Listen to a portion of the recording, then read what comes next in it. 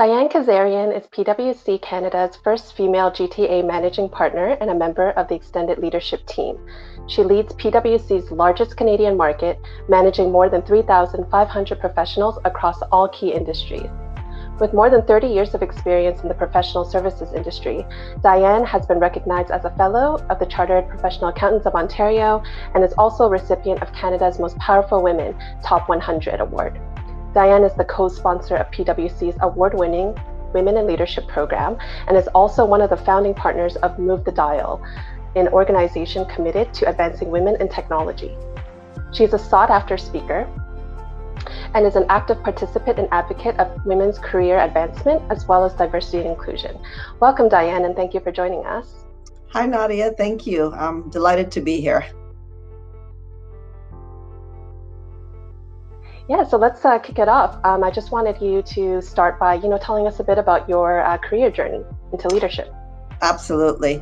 So, when I talk about my career journey, I always start with really being able to understand who you are as a person, who I am as a woman, really growing up in a Armenian household in the United States, really focused on goals around financial independence and independence around really being able to voice my views and my opinion. These are things that really grounded me, and I think we need to know ourselves to really understand what grounds us as people. This really drove my journey through my career and through various leadership roles that I was able to grab onto within PwC.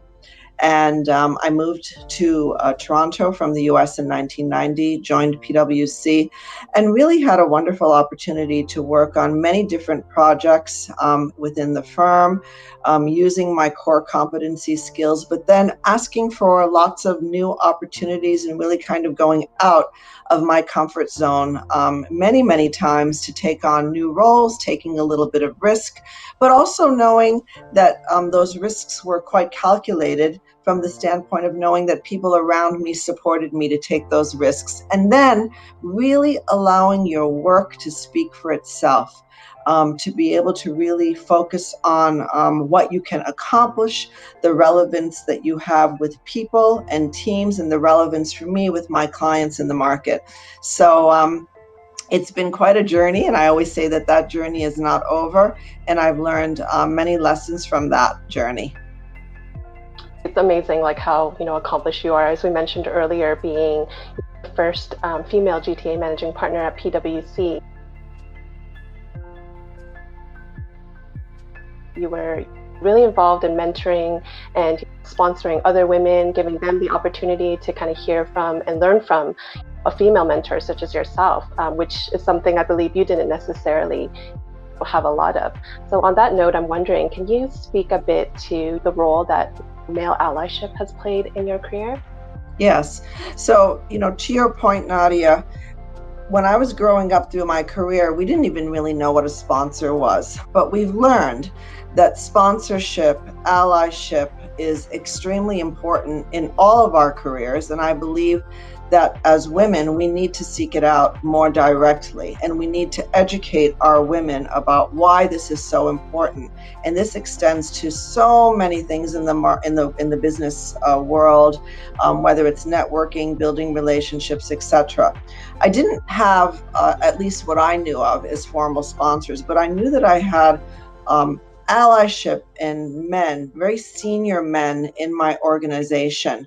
Our CEOs, for example, throughout my career, other men that I was working with and reporting to.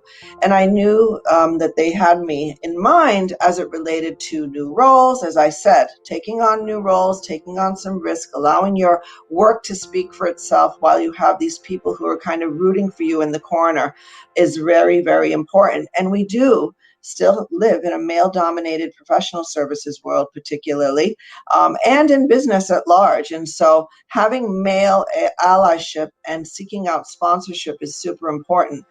To your point on me mentoring women and sponsoring women, we have a program in PwC, it's called Women in Leadership. We speak about this very critical part of helping one's leadership development skills within the firm, and we measure it. So that's important. We also don't like to just say, so-and-so should be Diane's sponsor. It doesn't work that way. There needs to be a good connection, a natural connection, and both people need to be vested in that relationship. And most recently, in my global people role in financial services at PwC, we are talking very openly about this in terms of women in leadership and sponsorship. And what we're doing is we're telling stories of our own journeys, who our sponsors are, how that relationship works. And so many of our women across the world at PwC and financial services are now really grabbing onto this and the importance of being able to share our stories and learn from each other. Yeah, I love what you said. Like, one key part of overcoming a lot of barriers in the workplace is that, that allyship piece, and having someone, as you said, supporting you in the background, using their influence to advocate for and kind of champion your good work, ensuring you can realize your full potential is super important. What do you think companies or leaders need to do more to move the needle on gender equity? And, how can we more actively engage men as allies, mentors, and sponsors? It's a great question, and it's a hard question because often the way companies will go at this is to have a bit of a little program, or they may have a list to say, here are some strong men in an organization that will be paired up with women. And I tend to feel that doesn't really work.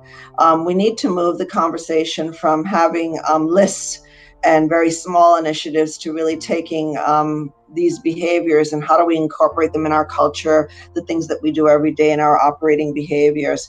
So I feel that when we have holistic programs, if you will, where you have conversations around why this is so important, how it will lead to better business results, not just for promoting the women that are in the program per se, but how it's going to be better for business, how it's going to be better for those business clients, for example. Particularly in our case in PwC, this is something that we very much focused on, and really to be able to go back and measure these results, talk about them amongst the leaders, talk about these programs amongst the people, and then how do we incorporate them into more daily behavior and culture. And I think that's super important and something that we've got quite a bit of knowledge and experience on within my firm.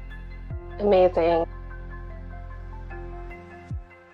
We don't have a whole program for women today in this video, but I'm hoping that having yourself here as a woman in leadership, can you maybe share some of your tips on what kind of advice would you give women on how they can achieve professional and personal growth?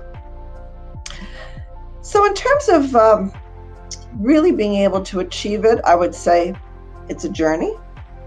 It's not a one-stop, I did this and I achieved that.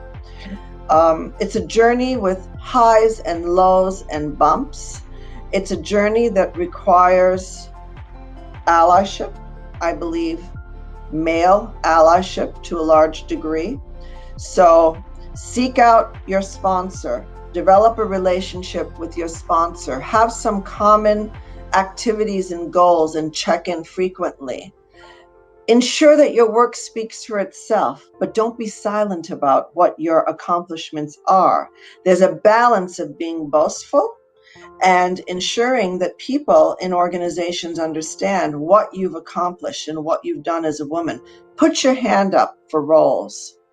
Don't be afraid to put your hand up, but ensure that those roles may not be completely in your core competency, but are adjacent to your core competencies. We have strong competencies as professionals that are rooted in things like ethics and integrity and teamwork and collaboration. I believe that these skills and these competencies are core to everything that we do. And I believe that many of our competencies are transferable from one role to the other. So really think about that. Make sure you're having those conversations around these things and your goals, and be goal oriented and measure yourself and own your mistakes. If you have mistakes you've made, and we all do, it's wonderful to learn from them. I always say to my teams, we're going to learn a lot more from the things that don't go well versus the things that do go well.